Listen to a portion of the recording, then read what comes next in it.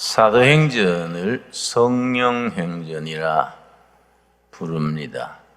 성령께서 초대교회에 사도들을 통하여 어떻게 행동하셨는가, 그 기록한 책이 사도행전이기 때문에 사도행전을 일컬어 성령행전이라 부르게 됩니다. 사도행전은 28장으로 이루어져 있는데 28장으로 끝난 책이 아니라 하늘나라에서는 지금 또 사도행전을 계속 기록하고 있다. 우리가 그렇게 생각하는 것이 좋을 듯합니다. 하늘나라에서는 지금 또 사도행전을 기록하기를 28장에 이어서 29장, 290장, 2900장 계속해서 사도행전을 예수님 오실 때까지 기록하고 있을 것입니다. 언젠가 우리가 천국에 가서 천국에 도서실이 있다고 칩시다. 도서실에 가서 사도행전 28장 이후로 기록한 내용을 읽을 때에 어디면가의 신광두레교회에 관한 기록도 우리가 찾을 수 있을 것이다. 그런 영적 상상력을 발휘해서 생각을 해봅니다.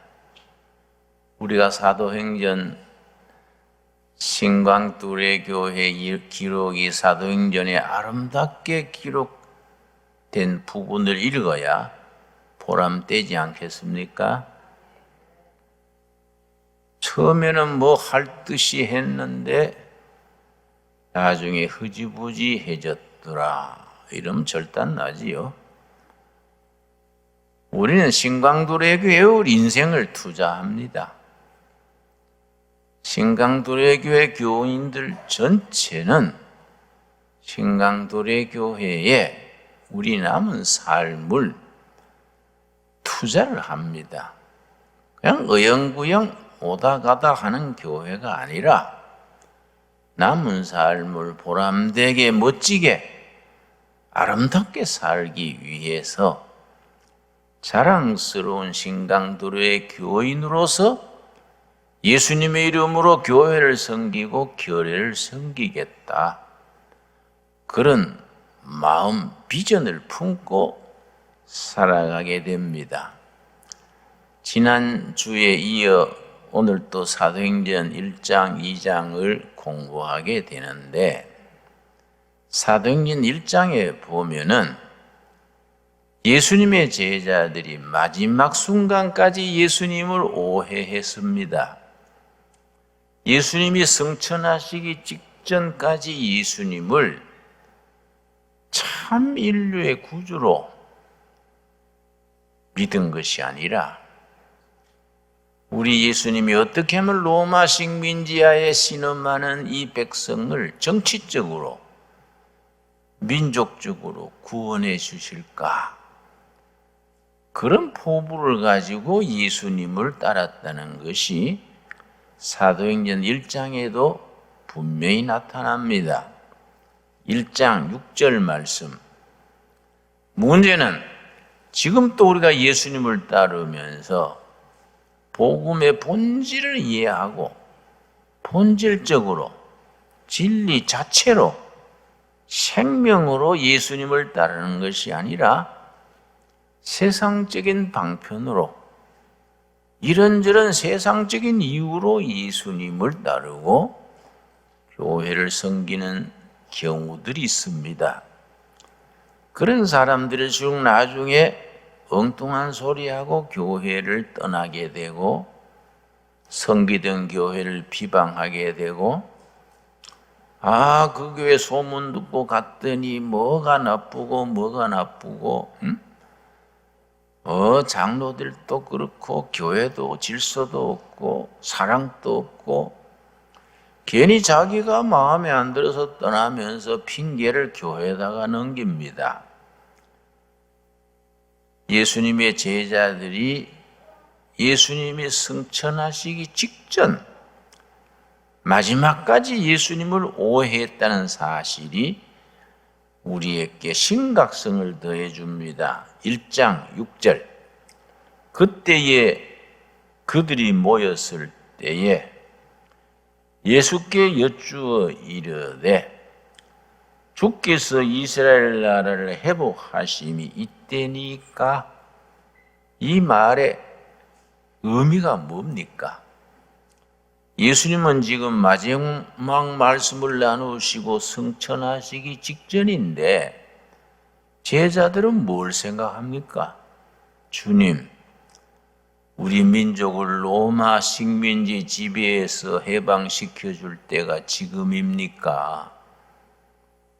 그걸 묻는 겁니다. 예수님이 뭐라 하셨겠습니까?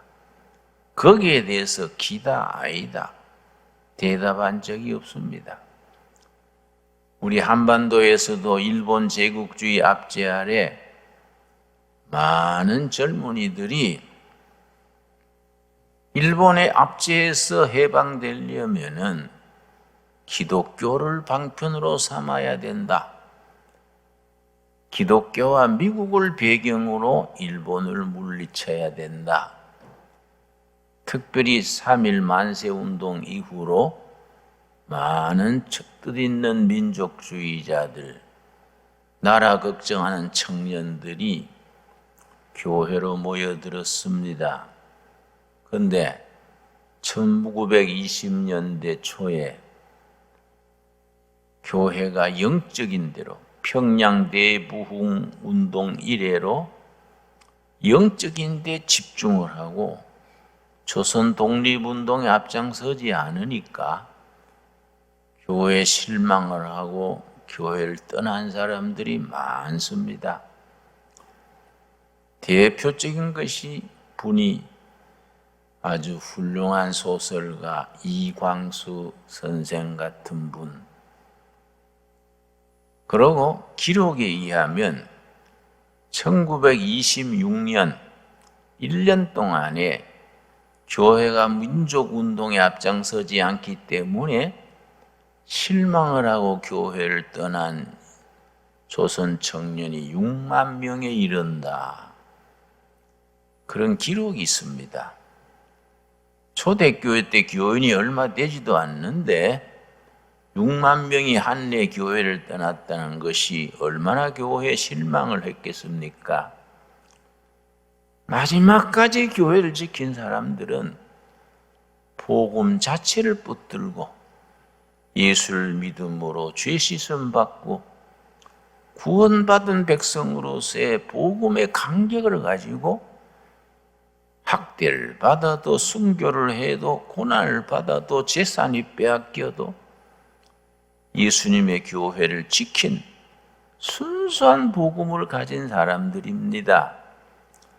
나중에 신사참배 운동이 일어났을 때에 일본 천황에 절하는 거 신사참배라 그럽니다. 불교는 진작에 굴복해 버렸습니다. 천주교도 진작 신사참배에 굴복했습니다. 마지막까지 신사참배에 굴복하지 아니하고 우리는 전능하신 하나님 외에는 절할 수 없다. 하나님 앞에 절하는 것을 바꾸는 것은 목숨에 관계되는 문제다. 끝까지 신사참배를 거부하고 옥중에서 죽고 고문당하고 바보되고 병신된 사람들이 개신교에서 부지기수입니다. 교회는 항상 본질을 지킬 때 힘이 있습니다. 세상적인 방편으로 교회가 민주화 운동을 하는 것 때로는 필요하지요. 구제도 해야 되고 민주화 운동도 해야 되고 통일 운동도 해야 되지요. 그러나 그게 중심이 되면은 교회는 변질됩니다.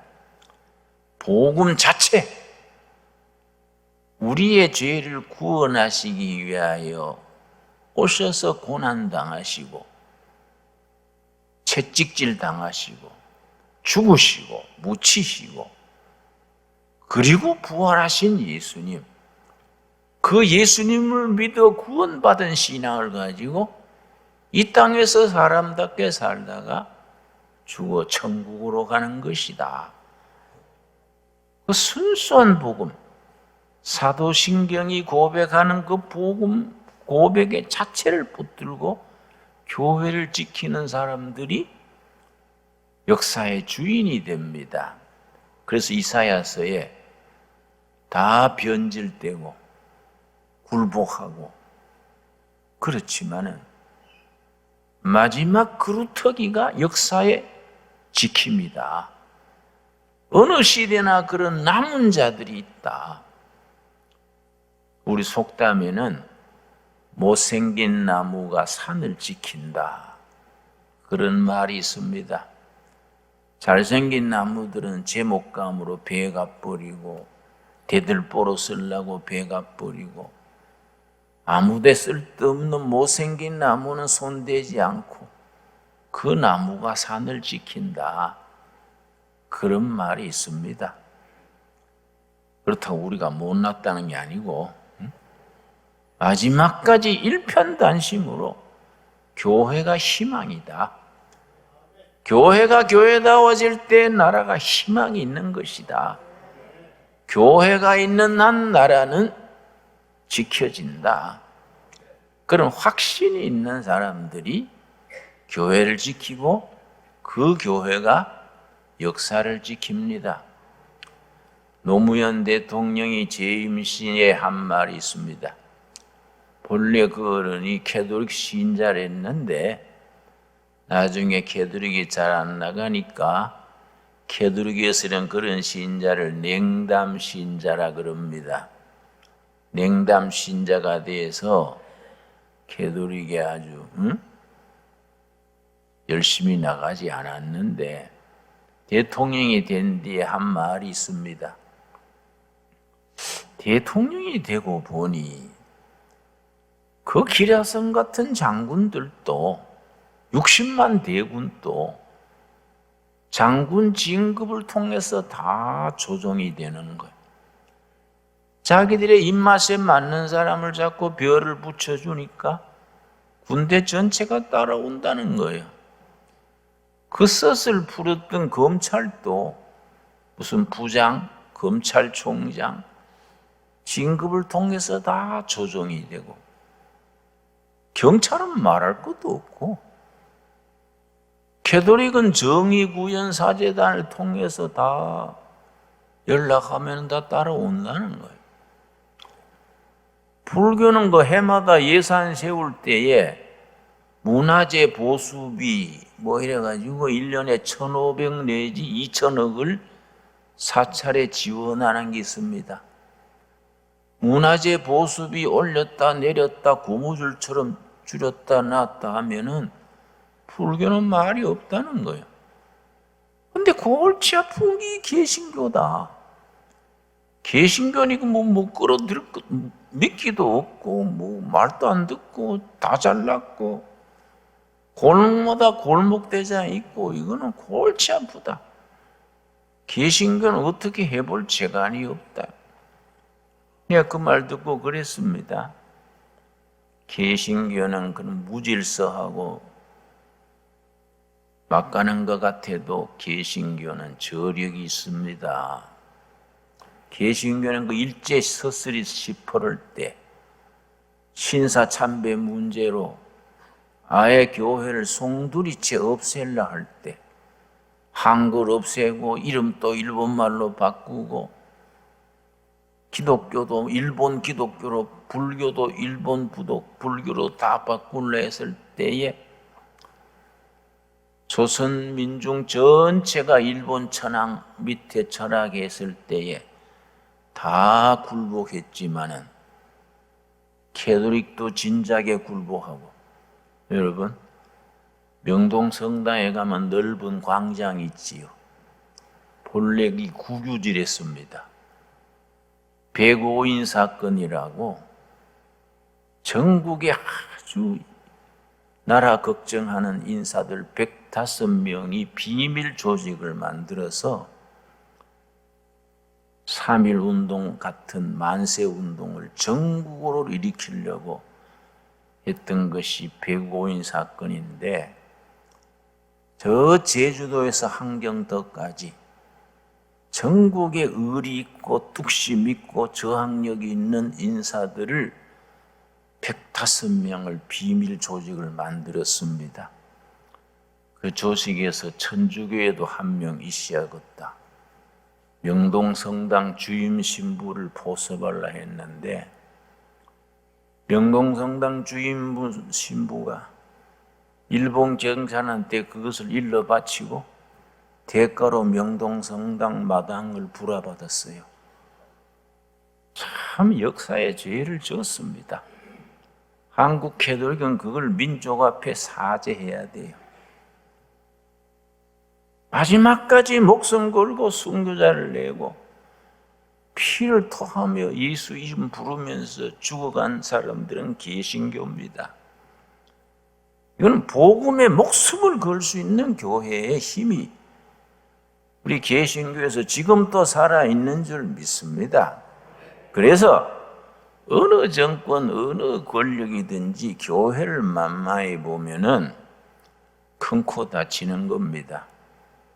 1975년, 74년 내가 정보부에 붙들려 가서 남산 지하실에 들어갔을 때에, 그때 육국 국장이라면은 나는 새도 떨어뜨린다 했습니다.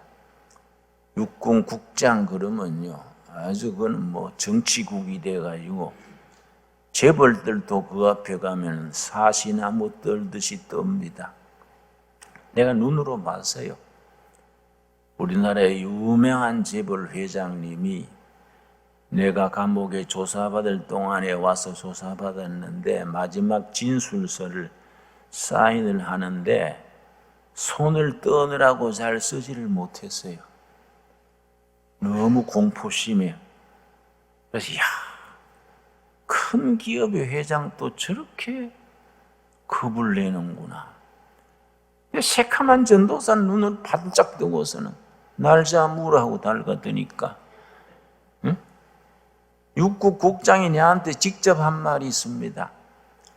너가 한국 교회 그렇게 맨날 반정부하고 못된 소리 하면 한국 땅에서 기독교를 없애버릴 거요? 그냥 그 말에 딱 진돗개면에 물었어요. 국장님, 그 진심입니까? 한번 해볼까요? 공화당이 먼저 없어지는가, 애배당이 먼저 없어지는가 한번 해볼까요? 응? 그 진심이면 그건 내가 나를 죽이지는 않을 끼고 나간 뒤에 내가 한번 사회 문제로 일으키랍니다. 한번 붙어봅시다. 공화당이 먼저 없어지는가, 애배당이 먼저 없어지는가 한번 해봅시다. 그랬더니 국장이 당황해서 와 이래 물고 늘어지노? 물고 늘리는 게 아니라 할 말이 있고 안 할 말이 있지. 애배당을 없앤다고요? 여러분, 공화당 지금 있습니까? 공화당 없어진 지가 얼마나 됐습니까? 애배당은 항상 부흥하고 교회를 지키고 나라를 지키고 있지요. 바른 신앙, 바른 국가관, 바른 가치관, 거기에 생명을 거는 것이 신앙인들입니다. 교회를 해코자 하는 무리들은 그건 하늘의 징계가 기다리고 있습니다. 예수님의 제자들도 마지막까지 예수님을 오해하기를 이스라엘 민족을 로마에서 독립시켜 줄 때가 지금입니까? 대표자가 가룟 유다지요. 가룟 유다가 예수님의 제자들 중에 제일 똑똑했습니다. 예수님의 12제자 중에 11명은 갈릴리 촌사람 출신이고요. 가룟 유다만 유다 출신입니다. 요즘 말하면 도시 출신이요. 가룟 유다는 애국 청년입니다. 어떻게 하면 이스라엘 민족 해방을 이룰까? 나사렛 예수가 카리스마가 있고 인기가 있으니까 예수의 권위를 이용해서 민족 독립을 쟁취해야 되겠다. 그래서 예수님을 따라다닌 친구입니다. 근데 예수님은 갈수록 태산이라. 나의 나라는 하늘에 있느니라. 가이사의 것은 가이사에게, 하나님의 것은 하나님에게. 뭐 자꾸 이러니까 에이, 내가 잘못 생각했구나. 그래서 스승을 배반했다는 거 아닙니까?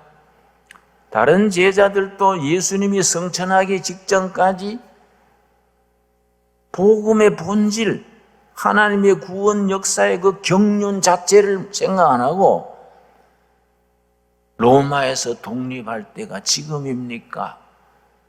그렇게 묻는 겁니다. 여러분, 이런 말씀 읽으면서 우리가 지금 예수님을 따르는 신앙이 본질에 서 있는지, 진리 자체에 서 있는지, 목에 칼이 들어오고 핍박이 오고 온갖 시험이 와도 예수 이름을 마지막까지 부를 수 있는지 자기 자신의 신앙을 점검해 봐야 합니다.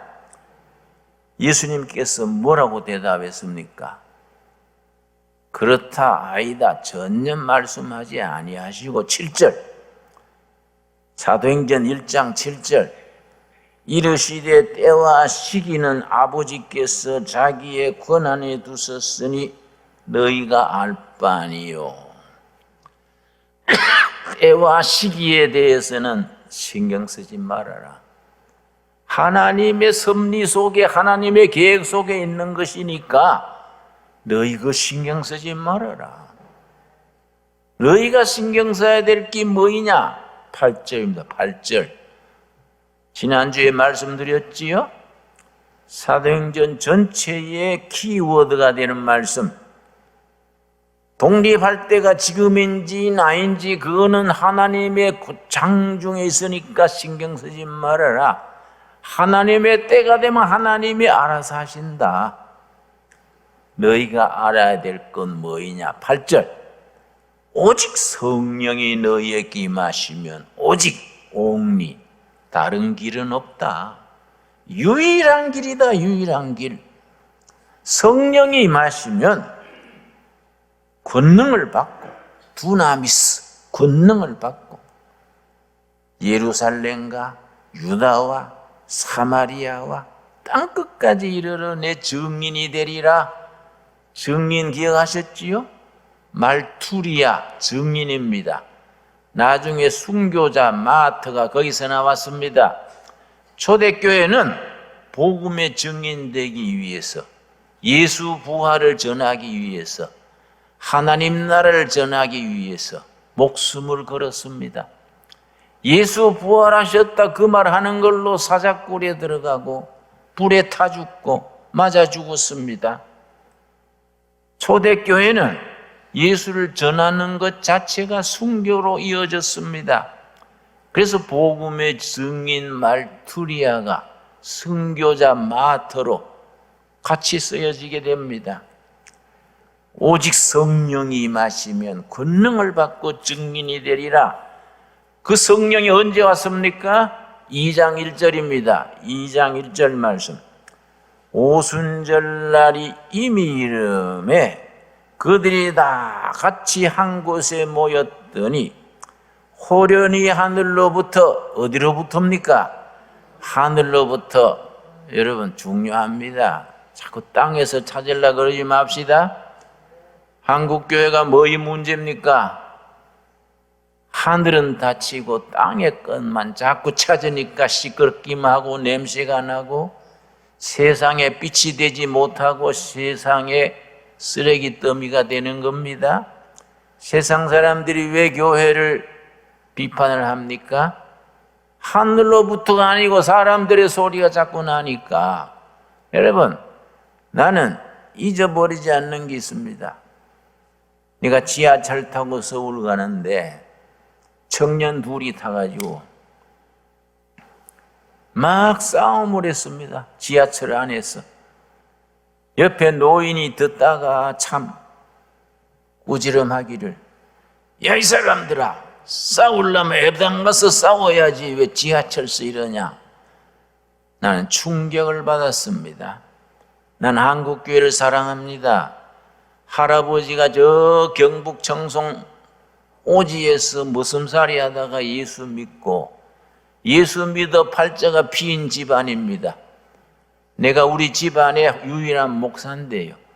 정말 우리 집안의 할아버지가 머슴 살다가 예수 믿어서 우리가 운이 트인 집안인데 3대째입니다. 3대. 아들이 4대입니다. 아들이 아기를 낳았으니 5대째입니다. 저는 교회를 너무너무 사랑합니다.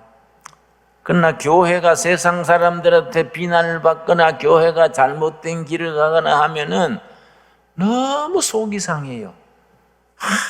이러면 안 되는데 어떻게 세운 교회인데 우리 선배들이 피와 눈물과 굶주림과 죽음을 무릅쓰고 세운 교회인데 우리 후배들이 시원찮았어 이 교회를 이렇게 욕먹여서 되겠냐.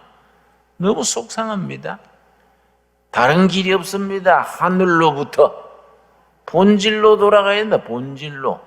오직 성령이 임하시면은 권능을 받고 어디로부터는 권능입니까? 하늘로부터는 권능을 받고 내 증인이 되리라. 여러분, 교회가 무슨 이권이 있습니까? 교회가 세상 거 얻을 게 뭐 있습니까? 사도행전 3장에 뭐라 그랬습니까? 3장 6절에 우리 교회가 은과 금은 없거니와. 교회가 가진 건 뭡니까? 나사렛 예수 그리스도의 이름, 그 존귀하신 이름, 진리 되신 이름, 그 이름을 주노니 일어나 무릎에 힘을 얻고 걸었다 했지 않습니까? 교회가 자랑할 게 뭡니까? 교회 와가지고 딴 걸 찾으면 안 돼요. 교회에 무슨 정치가 있고 무슨 이권이 있고 뭔 그렇게 말이 많을 이유가 뭐입니까? 호련히 하늘로부터 급하고 강한 바람 같은 소리가 있어 그들이 앉은 온 집에 가득하며 각 사람 위에 성령이 임해서 교회가 시작이 됐습니다. 교회가 시작이 된 뒤에 사도들이 불덩어리가 돼가지고 예루살렘 시내에 나가지고 노방전도를 했습니다. 예루살렘 시내에 가가지고 막 사도 바울이 그 무식했던 사도 바울이 성령 충만해가지고 막 예루살렘 길거리에 나가가지고 막 얼음에 바가지 밀듯이 꽉 복음 전하니까 예루살렘 사람들이 놀래가지고 이건 무슨 일이냐. 그래서 뭐라 그랬습니까? 13절입니다. 13절 말씀. 또 어떤 이들은 조롱하여 이르되 그들이 새 술에 취하였다. 보통 술이 아니다. 이거 마주왕이나 막걸리가 아니고 무슨 새로운 술에 취했다. 새로운 술에 취했다. 무식했던 사람들이 운변을 쏟아지면서 예수 부활 소식을 전하고 하니까 모두 놀래가지고 새 술이 취했다. 세상에 없는 술이다. 베드로가 뭐라 그랬습니까? 14절입니다. 14절. 베드로가 11사도와 함께 서서 소리를 높여 이르되 유대인들과 예루살렘에 사는 모든 사람들아, 이 일을 너희로 알게 할 것이니 내 말에 귀를 기울이라. 때가 제3시니, 성경의 제3시는 우리 시간으로 오전 9시입니다.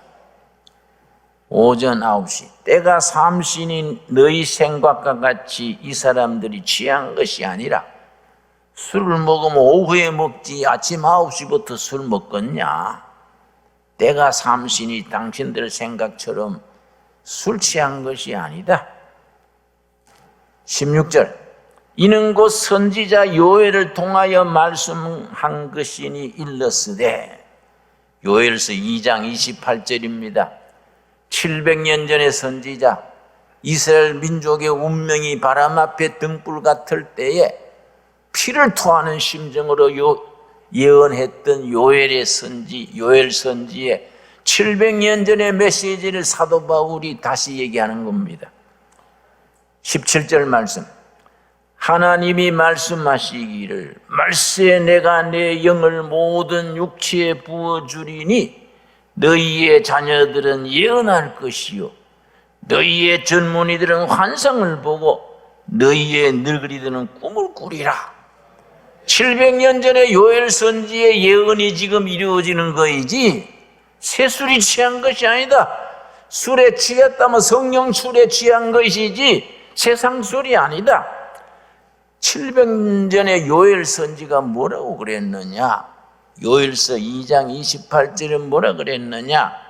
말세 내가 내 영 성령을 부어준다. 성령을 받으면 너희의 자녀들이 너희 교회 자녀들이 예언할 것이고 너희의 젊은이들이 환상 비전을 보게 될 것이고 성령을 받으면 너희 늙은이들이 꿈을 꾸게 된다고 요엘 선지가 말하지 않았느냐? 요엘 선지의 그 예언이 지금 이루어지는 거이다. 이건 하나 이상한 것이 아니다. 우리 선조 예언자들이 성령을 통해서 이미 선포한 것이 나사렛 예수를 통하여 이루어지는 것이다. 여러분, 이 말씀 그대로 우리 교회의 한국교회 전체에 이루어지게 될 줄로 믿습니다. 17절 우리 한번 같이 읽겠습니다. 하나님이 말씀하시기를 말세 내가 내 영을 모든 육체에 부어주리니 너희의 자녀들이 예언할 것이요 너희의 젊은이들은 환상을 보고 너희의 늙은이는 꿈을 꾸리라. 여러분 아멘 하시지요? 우리 자녀들이 성령 받고 예언자가 된다 그랬습니다. 여러분 코로나가 끝나는 거로 우리 끝나는 시기에 맞추어서 우리가 동두천 양주시 전체에 어린이 선교의 계획을 기도하고 꿈꾸고 있습니다. 이 동두천 양주시의 어린아이들이 여기에 모여들도록 우리가 기도하고 꿈꿉니다. 여러분 틀림없이 모여들게 될 줄로 믿습니다. 요즘은 유엔질 학교가 안 된다. 쓸데없는 소리. 이건 사람의 소리입니다. 사람의 소리. 안 되긴 왜 안 됩니까, 여러분? 성령께서 역사하시면 그 아이들이 예언의 길을 찾아서 모여들게 될 줄로 믿습니다. 예언자가 뭡니까? 예언. 두 가지입니다. 두 가지.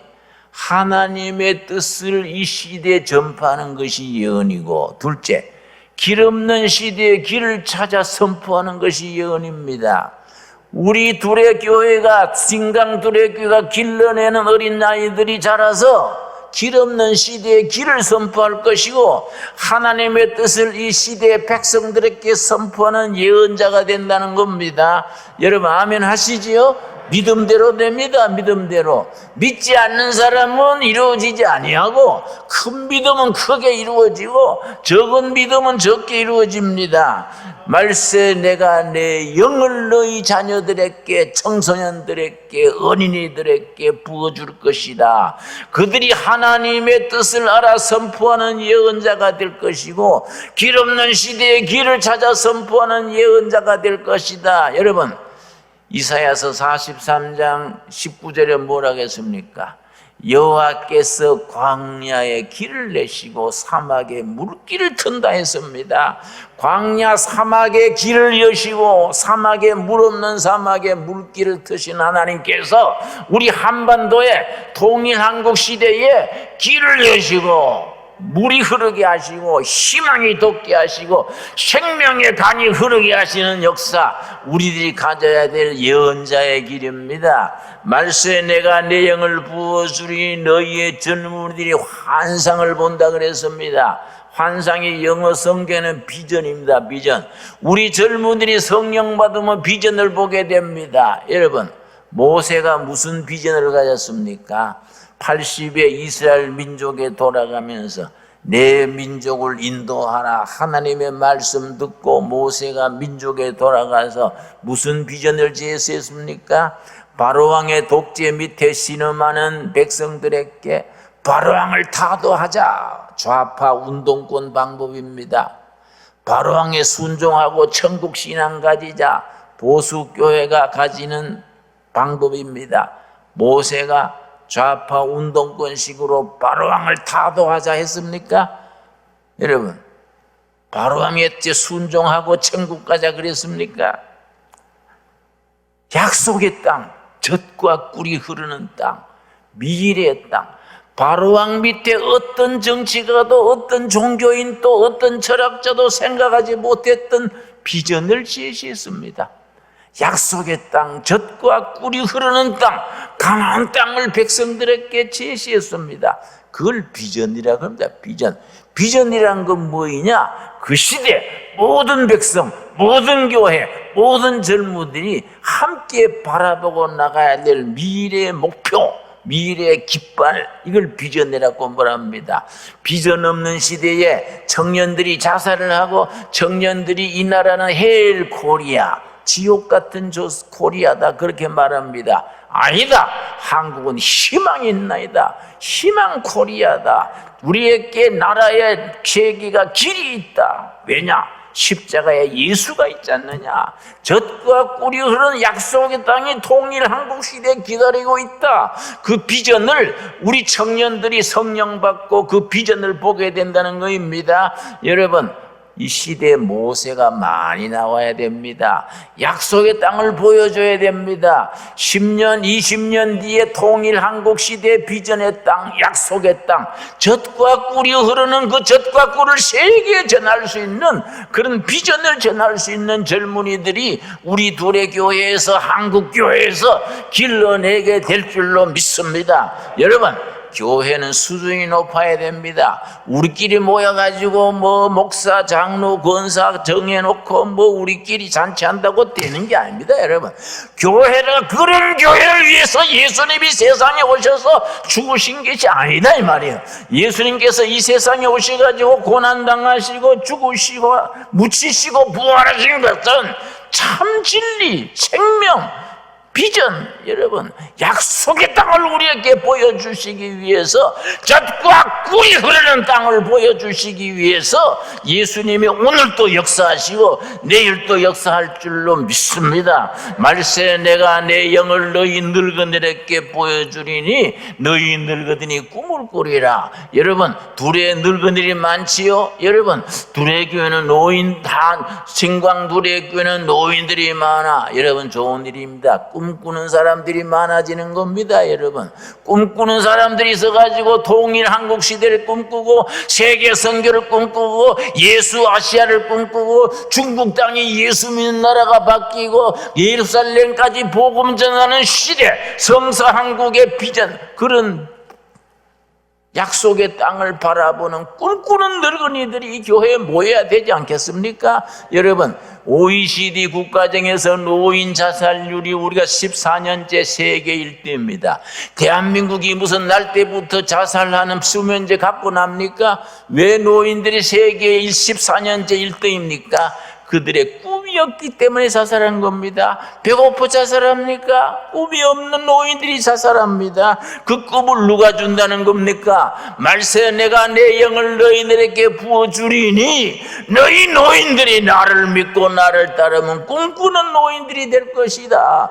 통일 한국 시대를 꿈꾸고 세계 선교를 꿈꾸고 위대한 코리아, 통일 한국 시대, 정말 멋있는 나라를 꿈꾸는 노인들이 우리 교회 가득 차게 될 줄로 믿습니다. 여러분, 그래서 말세 내가 내 영을 너희들에게 부어줄 것이다. 700년 전에 요엘 선지가 2장 28절을 통해서 말씀한 대로 내가 내 영을 말세에 부어주리니 너희의 자녀들은 예언할 것이고 길 없는 시대에 길을 선포하는 예언자가 될 것이고 너희 젊은이들은 목표가 없는 시대에 목표를, 깃발을 전해주는 비전을 보는 젊은이가 될 것이고 너희 늙은이는 꿈을 꾸는 늙은이 될 것이다. 말씀대로 이루어지는 교회, 그런 신앙, 그런 비전, 그런 미래를 함께 가질 수 있게 되기 바랍니다. 기도하겠습니다. 하나님 감사합니다. 저희로 하여금 이 코로나19 어려운 시기에 꿈을 가지게 하셔서 감사합니다. 목표로 잃고 헤매는 시대에 그리스도께서 비전이다. 하나님 하나님의 나라가 비전이다. 부활하신 예수가 비전이다. 비전을 보는 젊은이들 우리에게 약속하셔서 감사드립니다. 우리 동두천시, 양주시, 의정부에서 포천까지 우리 어린 자녀들이 이 신광도래 교회에 예언자가 되기 위해서 모여들게 하여 주시옵소서. 그런 환상을 가지게 하여 주시옵소서. 믿습니다. 이 큰 예배당이 텅텅 비어 있습니다. 하나님께서 다 채워주실 줄로 믿습니다. 차고 넘치게 채워주실 줄 믿습니다. 이저리고 비적어서 고민하게 될 줄로 믿습니다. 예언자가 태어나게 하시고 비전을 보는 젊은이들이 모여들게 하여 주시옵시고 꿈꾸는 늙은이들로 이 정전을 채워 주시옵소서. 너희가 믿느냐? 믿으면 아버지의 영광을 보리라 하신 말씀대로 우리의 믿음대로 될 줄로 믿습니다. 예수님 이름 받들어 기도드려 싸움나이다. 아멘.